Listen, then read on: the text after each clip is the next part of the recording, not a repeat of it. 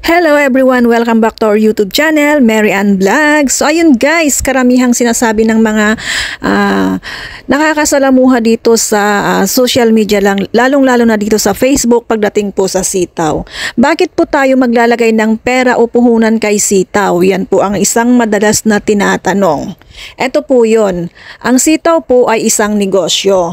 Siyempre kapag magninegosyo, kailangan po ng kapital. Ang paggamit natin sa sitaw platform ay free, pati services niya is free.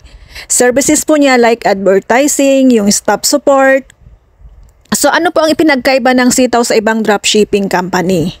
Sa ibang dropshipping company, kapag po nag-register ka sa kanila, bibilhin mo yung catalog at yung catalog na napili mo, yun lang ang pwede mong i-publish sa iyong store. Sa sitaw po, magagamit mo kaagad ang catalogs nila. You can choose from 1,000 products to publish without buying it first. Ginawa ito ng sitaw para makatulong sa mga taong limited lang ang puhunan. You only have to pay the product once may orders na at hindi ka po pipilitin na bayaran lahat yung orders na papasok sa iyong store. At dito ay pwede mong piliin lang yung babayaran mo yung kaya ng puhunan mo. So ito yung dahilan kung bakit need ng puhunan dito sa sitaw. So ayun po, isipin po natin. Kapag kayo po ay mag-set up ng store sa katulad ng Shopify, you have to pay a monthly subscription para magamit mo ang kanilang platform. And you have to do your own promotions, live selling at saka advertising. While dito kay sitaw, lahat po yan ay free. So ayun, alam mo na kung bakit kailangan ng puhunan dito kay sitaw.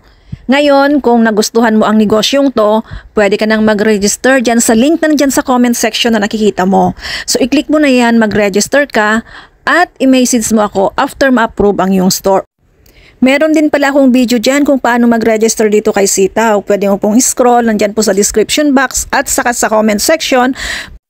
So ayan, ano pang hinihintay mo? Register na para sama-sama tayong kumita dito kay sitaw. Oo nga pala, wag mo kong kalimutang i-message ha, kasi napaka-importanting mayroon pong magme-mentor dito sa atin kay sitaw.